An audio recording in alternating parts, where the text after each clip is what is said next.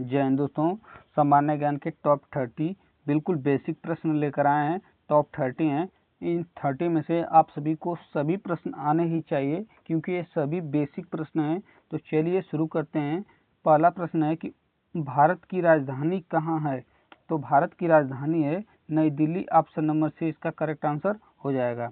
सभी प्रश्न आपको आना अनिवार्य है, तो आपको कितना आते हैं कमेंट बॉक्स में जरूर बताइए। पहला प्रश्न, दूसरा प्रश्न है कि भारत का राष्ट्रीय पशु कौन है? भारत का राष्ट्रीय पशु कौन है? तो भारत का राष्ट्रीय पशु दोस्तों बाघ है। ऑप्शन नंबर 20 का बिल्कुल करेक्ट आंसर हो जाएगा। अगला प्रश्न है कि जय जवान जय किसान का नारा किसने दिया? जय जवान जय किसान का नारा किसने दिया? तो जय जवान जय किसान का नारा लाल बहादुर शास्त्री जी ने दिए। इस क्वेश्चन का करेक्ट आंसर हो जाएगा option number B, Lal Bahadur Shastri.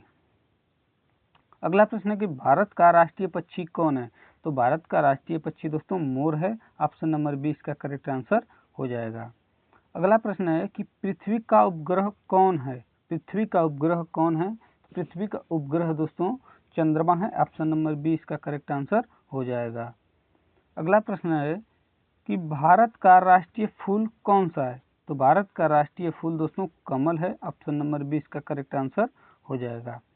अगला प्रश्न है कि रामायण के रचयिता कौन है? रामायण के रचयिता कौन है? तो रामायण के रचयिता वाल्मीकि हैं। ऑप्शन नंबर इसका करेक्ट आंसर हो जाएगा। अगला प्रश्न है कि भारत का राष्ट्रीय खेल कौन सा माना जाता है?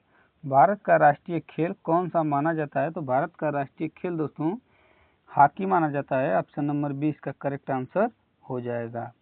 अगला प्रश्न है कि सूर्य किस दिशा से निकलता है?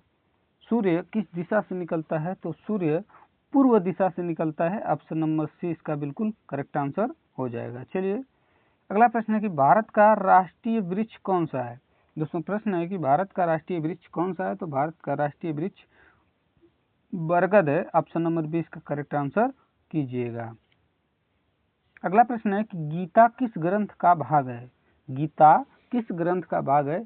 तो गीता दोस्तों महाभारत ग्रंथ का भाग है। ऑप्शन नंबर 20 का करेक्ट आंसर हो जाएगा। अगला प्रश्न है कि ताजमहल कहाँ स्थित है? ताजमहल कहाँ स्थित है? तो ताजमहल आगरा में स्थित है। ऑप्शन नंबर 20 का करेक्ट आंसर हो जाएगा आगरा। अगला प्रश्न है कि भारत का राष्ट्रीय गान किसने लिखा? भारत का राष्ट्रीय गान दोस्तों रविन्द्रनाथ टैगोर ने लिखे। ऑप्शन नंबर 20 का करेक्ट आंसर हो जाएगा रविन्द्रनाथ टैगोर जी ने भारत का राष्ट्रीय गान लिखे।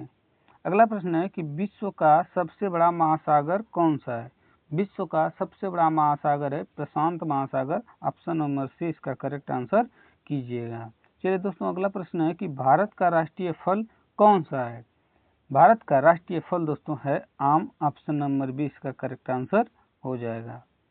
अगला प्रश्न है कि वंदे मातरम किसने लिखा? वंदे मातरम किसने लिखा? तो वंदे मातरम दोस्तों बंकिम चंद्र चट्टोपाध्याय ने लिखे। ऑप्शन नंबर 20 का करेक्ट आंसर हो जाएगा बंकिम चंद्र चट्टोपाध्याय ने लिखे।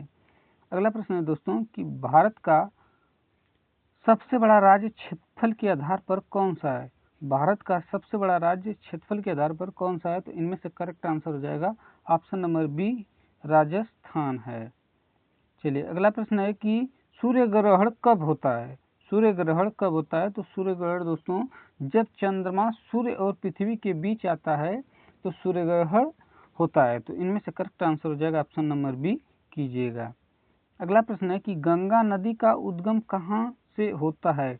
तो गंगा नदी का उद्गम गंगोत्री से होता है। ऑप्शन नंबर 20 का करेक्ट आंसर कीजिएगा।